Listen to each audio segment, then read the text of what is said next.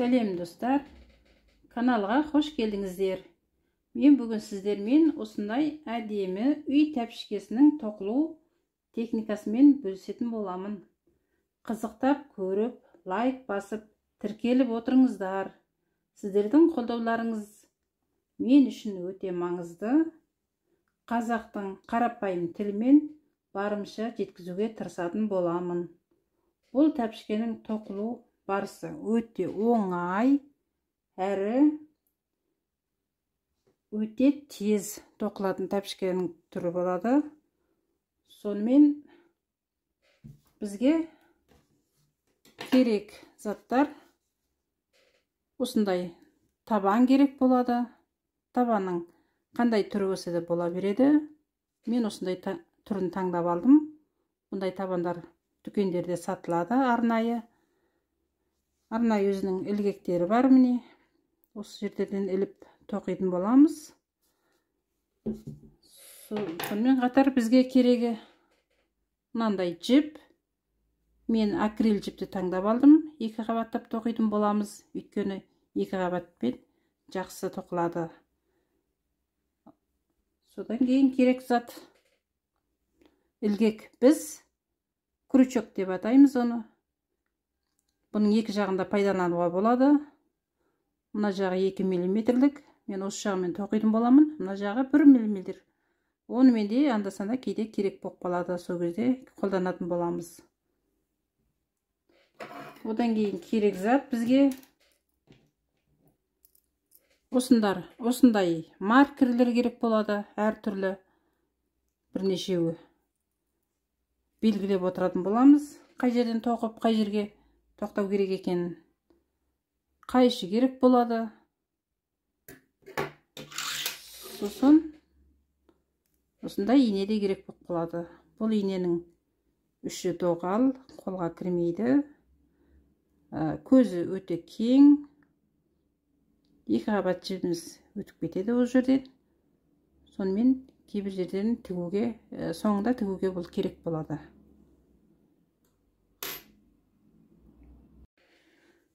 Тоқымамызды бастаймыз. Бастамас бұрын тәпішкеміздің 2 табанын біріктіріп, осылай сәйкестіріп аламыз. Алдыңғы тоқылған тәпішкемен мына жақ келесі тәпішкенің тоқып біткен жері бірдей болу керек. Мен осылай белгілеп, маркермен белгілеп қойдым. Сіздер де осылай істесеңіздер болады. Содан кейін айта кететін осы маркер, мына 2 маркердің аралығын біз әрбір мына ілгектен 2 рет тоқып шығатын боламыз. 2-ден.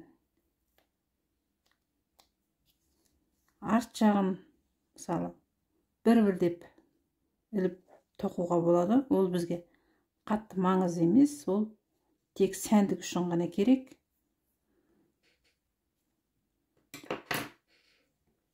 Кейбір кезде оны тоқымай қоюға да болады. Ал мен осылай тоқып өткенде жөн көрдім, өйткені әдемі көрінетін сияқты.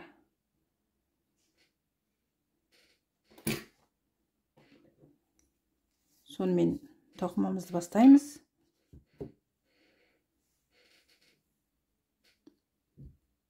Жібімізді осылай ұстаймыз. Бізіміздің жуандау жағын дайындап аламыз.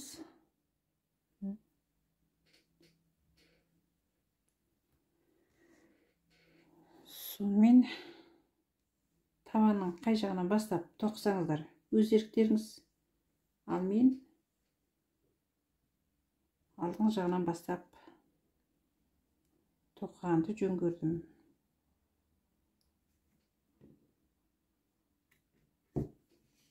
Бізімізді өткіземіз ілгектен. Ұстаған жібімізді бір рет іліп аламыз.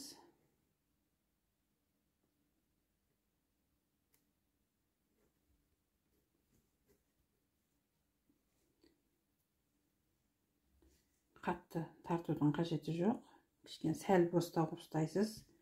Мына жібіңізді кішкене қысқартып, арасында тоқылып кету керек. Мына жұмыс жіптің үстіне салып тұрып, осылай ұстайсыз. Содан кейін осылай жұмыс жібімізді жаңағы өткізген ілгектен бір рет өткіземіз. Бір ілгек болды бізде. Енді жаңағы тапчкедегі ілгектен екінші рет іліп аламыз. Мына жіп үстінде болу керек. Тағы да іліп аламыз. Екеу болды. Осы екі ілгектен жұмыс жібімізбенен тағы іліп аламыз. Осылай. Енді келесі ілгекке өтеміз. Тапчкедегі екінші ілгектен тағы бір іліп аламыз. Жұмыс жібімізбенен бір рет іліп алып шығамыз. Осы екі ілгектен анау жұмыс жібімізді бір орап, екеуінен өткіземіз. Тағы да жаңағы ілгектен өткіземіз.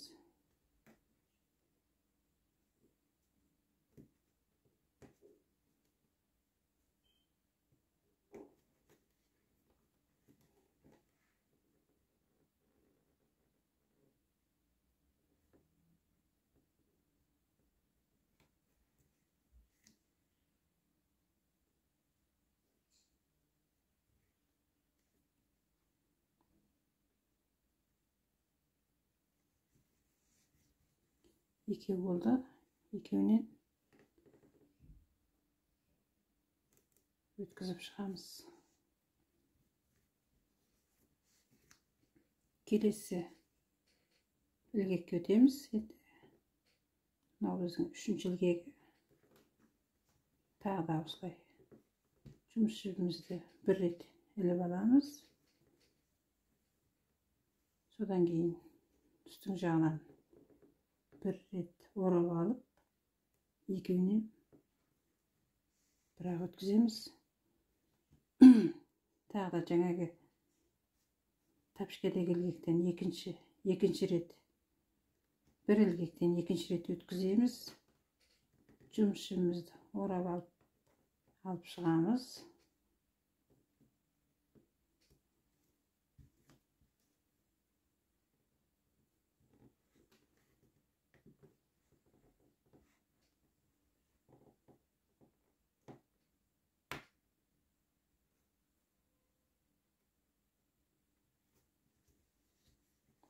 Тағы да өткіземіз. Осылай әрбір ілгектен екі рет өткізіп, мынаған дейін екі рет өткізесіз. Кейін бір деп өткізіп шықсаңыз да болады. Екі рет өткізсеңіз де болады. Ол өз еркіңіз, қатты маңызды емес. Мынаған келген кезде міне тағы да былай бір ілгектен екі-екіден іліп осылай тоқып шығасыз.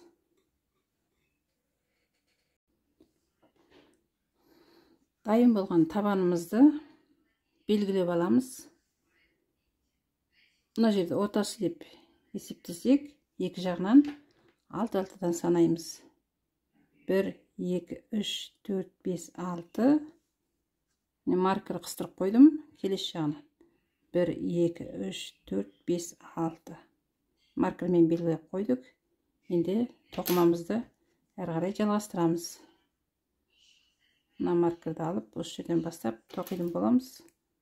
Біздің жуан жағыменен мына тесікке, бірінші тесікке іліп аламыз да жібімізді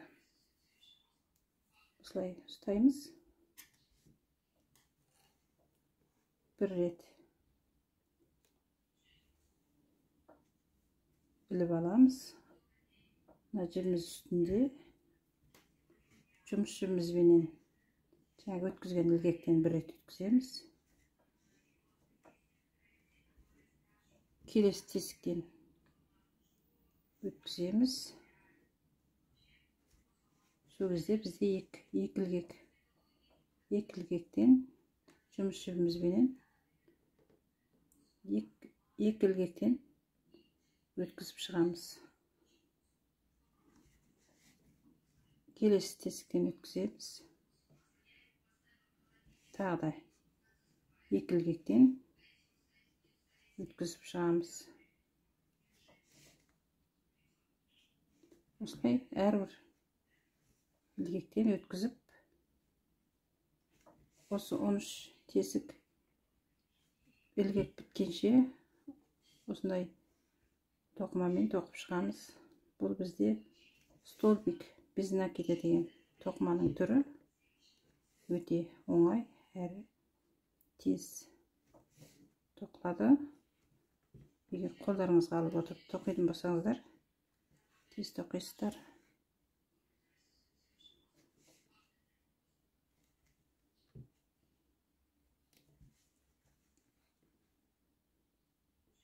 Алғаш үйреніп жатқан адамдар үшін асықпай тоқуға болады.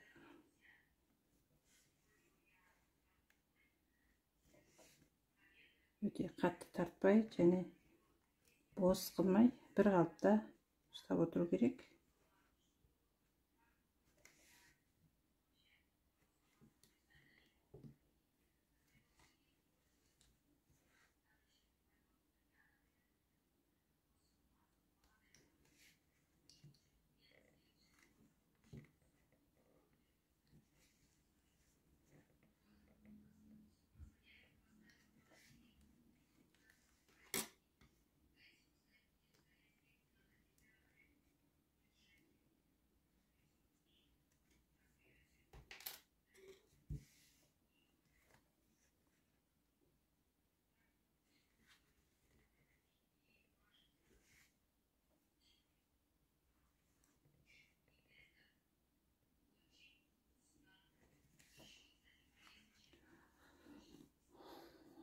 Енді 13-ті тоқып шықтық. Енді осы жанындағы тесіктен өткіземіз. Мына тесіктен өткізіп, жібімізді іліп алып шығамыз да, мына ілгектегі біздегі жібімізден өткізіп аламыз. Одан кейінгі келесі тесіктен тағы да өткіземіз. Жібімізді іліп алып, тағы да осы біздегі ілгектен өткіземіз. Одан кейін бір рет бос тоқып аламыз. Сосын айналдырамыз. Біз бет жағын тоқыдық. Бет жағында бізде 13 тоқыма болды. Енді біз іш жағынан тоқығанда бізде қосылып отыратын болады. Екі жағынан бір-бірден, мына жағынан біреу, мына жағынан біреу. Екі-екіден қосылып отырады. Сөйтіп үстің жағы көтеріліп отырады. Қай жерден қосамыз дегенде, міне жаңағы ең соңғы іліп алған, ең соңғы мына екеуін қоспаймыз. Екеуін келесі мына тесіктен бастап тоқитын боламыз.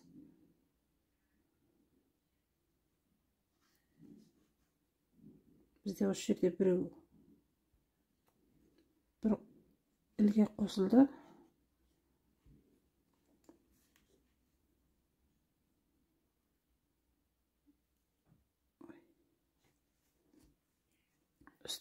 Мынау келесі ілгектерден осылай іліп отырамыз.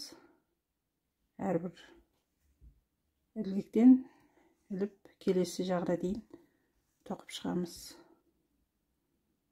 Сосын ол жерден тағы бір қосатын боламыз.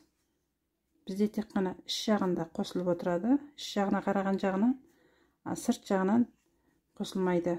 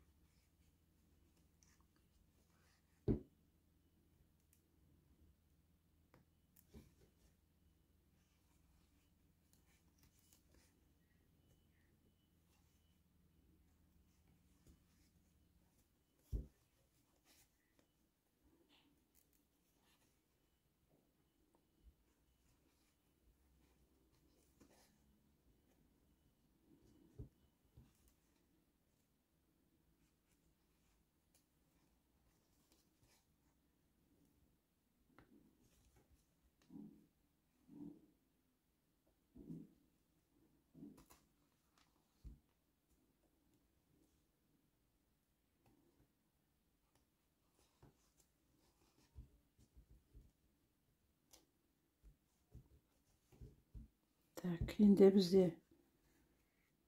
ең соңғысы мына жерден бір өткізіп аламыз. Осы өретін. Сол кезде бізде екінші қосымша ілгек шығады. Дәл осы жерден.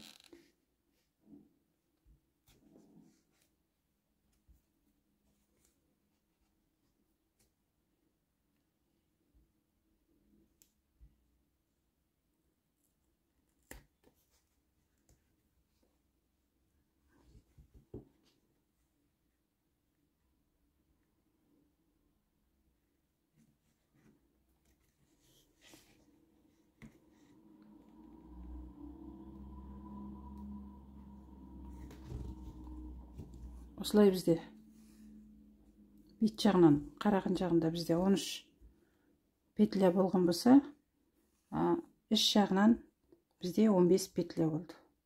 Осылай қосылып отырады екі-екіден. Сырт жағында, мына бет жағынан қосылмайды, тек іш жағынан қосылып отыратын болады. Енді біз жаңағы мына жағындағыдай екі петля қосып аламыз. Бұл жерде біз іш жағынан емес, біз мына сырт жағынан қосатын боламыз. Мына жібімізді ішіне қарай ұстап, мына жағынан тесіктен өткіземіз крючогымызды. Сосын жұмыс жібімізді іліп аламыз. Осылай мына біздегі крючоктағы жіптен өткіземіз. Келесі тесіктен тағы да өткіземіз. Содан тағы да өткізіп шығамыз. Осылай екі рет. Енді бір рет осы тоқып аламыз.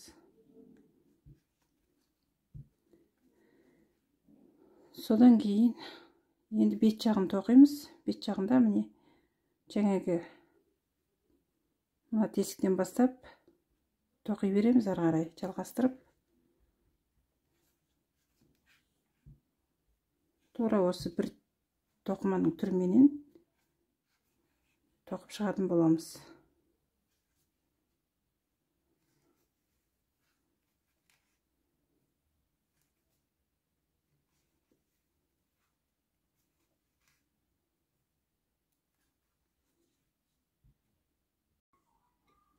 Мінекейіңіз, біз соңына дейін тоқып шықтық.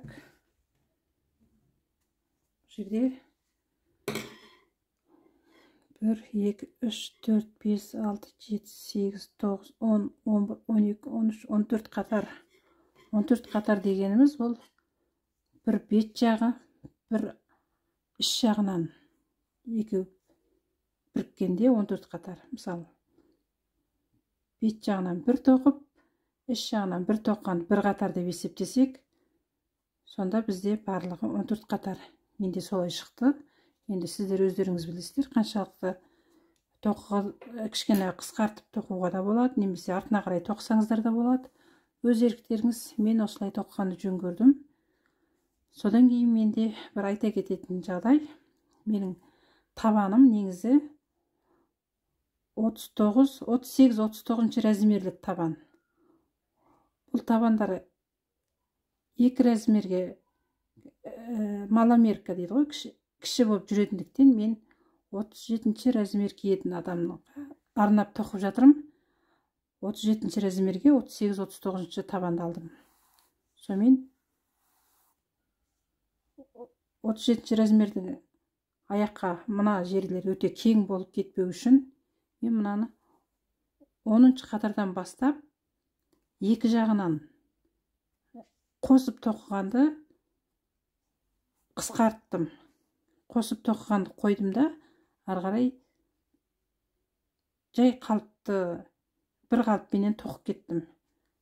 Егер сіз 38-39 размерге немесе аяғының басы несі мойны жуан адамдарға тоқитын болсаңыз, онда ары қарай жалғастырып қосып тоқып кете берсеңіздер де болады.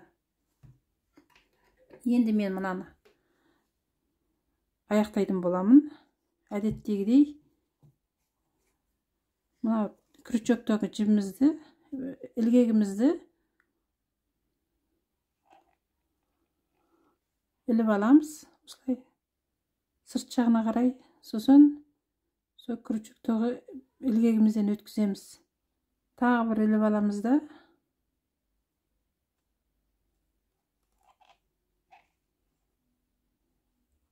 тағы да өткізіп шығамыз. Осылай ұзынғы жібімізді шығарып аламыз. Сосын енді қырқып қысқартамыз. Енді басқаша тұйықтасаңыздар өздеріңіз білесіздер, ал мен өзім осылай тұйықтаған едім. Біріншісін дәл солай тұйықтайын деп жатырмын. Жаңағы қырқып алған жібімізді осылай инеге өткізіп алдым. Бізбенде де өткізіп жіберуге болады, ал мен инемен өткізейін дедім. Содан кейін мына арасына кіргізіп осылай сіңіріп жібереміз. Сол кезде тұйықталып жібіміз шығып кетпейтін болады.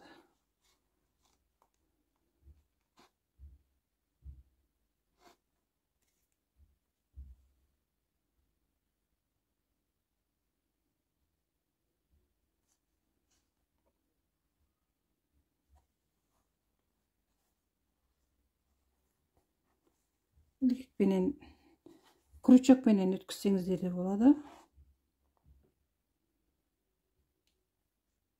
Маған осылай инемен өткізген ыңғайлы болды.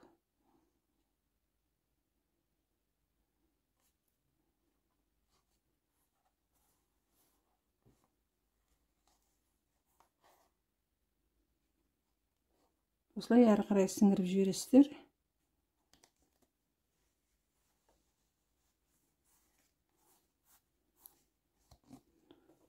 Осымен 2 тәпішкемде дайын болды. Осылай өздеріңізге тоқып алсаңыздар болады. Көңіл бөліп тыңдағандарыңызға көп рахмет. Егер де менің бұл сабағым сіздерге ұнап жатса, менің каналыма тіркеліп, лайк басып, қолдап отырыңыздар. Әрі қарай тағы да басқа түрлерін салатын боламын. Рахмет сіздерге, сау болыңыздар.